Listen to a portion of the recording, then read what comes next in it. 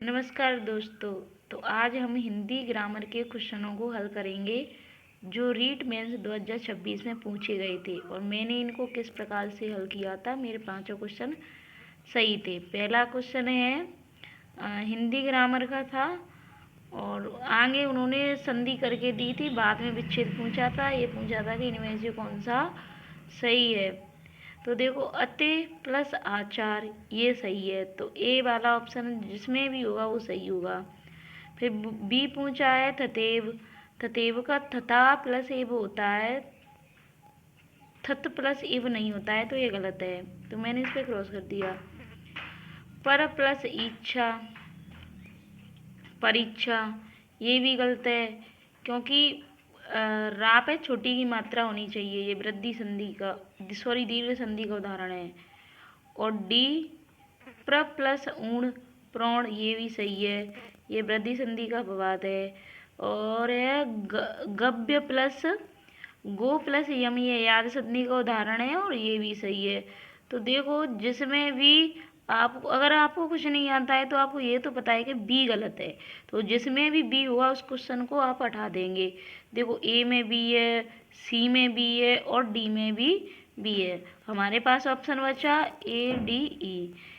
Paper बहुत बड़ा था, तो आप अगर इसी टेक्निक से पेपर को हल करेंगे तो ही आप पूरे क्वेश्चनों को कर पाएंगे, वरना ज़्यादा अगर आपने समय ले लिया तो पूरा पेपर आप पे क्वेश्चन आते हुए भी आप हल नहीं कर पाओगे, क्योंकि समय बहुत कम था, क्वेश्चन इसी तरह से बड़े थे। तो आपको केवल एक पॉइंट देखना है। अब मैंने इस क्वेश्चन में देखा कि बी बी पता है कि गलत है, सभी को देखने की ज़रूरत ही नहीं थी। तो बी ए में है, सी में है और डी में भी है, तो मैंने इनको क्रॉस कर दिया और बी क्वेश्चन मेरा सही हो गया। अब दूसरा क्वेश्चन था कि मतलब मुहावरे में थे था, डाक के तीन पात होना। ये सभी को पता होगा, सादा सा क्वेश्चन था, सदा एक सा रहना।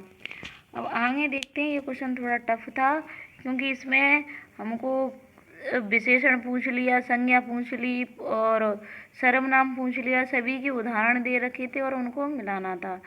जैसे इसका आंसर है, इसका आंसर था कि ए भाववाचक संज्ञा। तो भाववाचक संज्ञा का उदाहरण था इसमें तीन, छोटे बालक की मुस्कुराहट अत्यंत प्यारी होती है। तो मुस्कुराहट ये क्या एक भाव है। और बी में था पुरुषवाचक सर्वनाम। तो पुरुषवाचक सर्वनाम में हम देखेंगे कि जो पुरुष मतलब किसी के नाम का बोध कराए उसे पुरुषवाचक सर्वनाम कहते हैं। जैसे पुरुषवाचक, आप कहाँ जा रहे हो, तो ये पुरुषवाचक सर्वनाम हो गया। सी है अकर्मक क्रिया।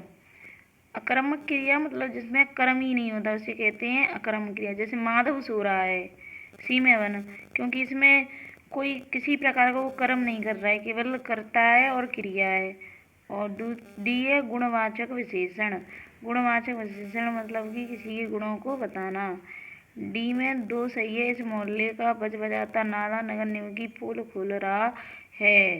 बज बजाता नाला मतलब नाले की विशेषता बताइए कि नाला कैसा है, बज बजाता।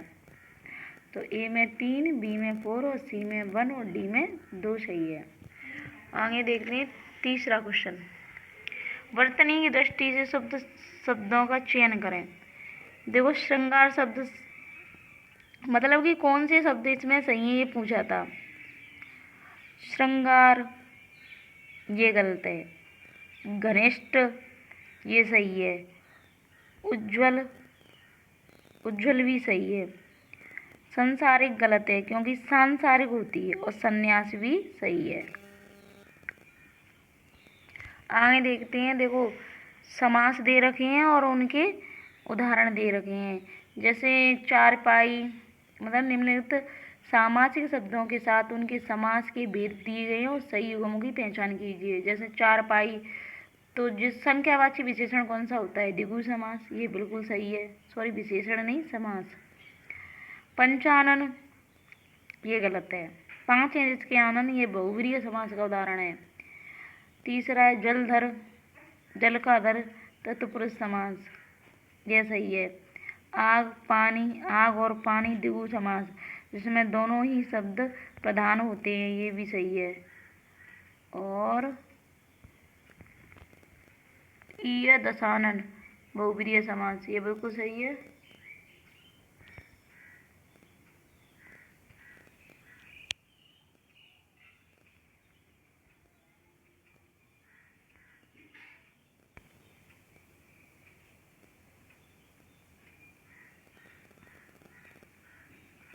देखो दशानन बहुब्रीहि समास इसमें सही है। आग पानी में द्विगु समास गलत है। तो ए और सी सही था इसका, ए और सी सही है, ए सी और ई। आप इसे इस तरह से भी कर सकते थे। देखो पंचानन में कर्मधारय समास नहीं हो सकता, तो बी जिसमें भी है उसे आप काट दीजिए। मैंने ऐसे ही किया था, ये बी ए में है, सी में है और डी में है। पेपर ज़्यादा टफ नहीं था, बस टेक्निक से करना था। मैंने ज़्यादा, अगर आप चारों के आंसर देखते फिर उनको मिलाते तो काफ़ी टाइम लग जाता। मैंने सीधा देखा कि बी गलत है, पक्का पता है मुझे, तो बी जिस जिस ऑप्शन में होगा उसे काट देती हूँ। तो मैंने सी काट दिया, डी काट दिया और ए काट दिया। बचा कौन सा? बी। तो बी एकदम करेक्ट आंसर था। अब आगे देखते हैं हम। 4 ही क्वेश्चन थे इसके, आगे इंग्लिश के हैं। तो पेपर में लेंदी तो था, परंतु आप अगर आपको एक आपने जब ऑप्शन कर लिया तो अन्य ऑप्शन आप बिल्कुल काट सकते थे इनको। तो इस प्रकार से आपको पूरा पेपर करना था।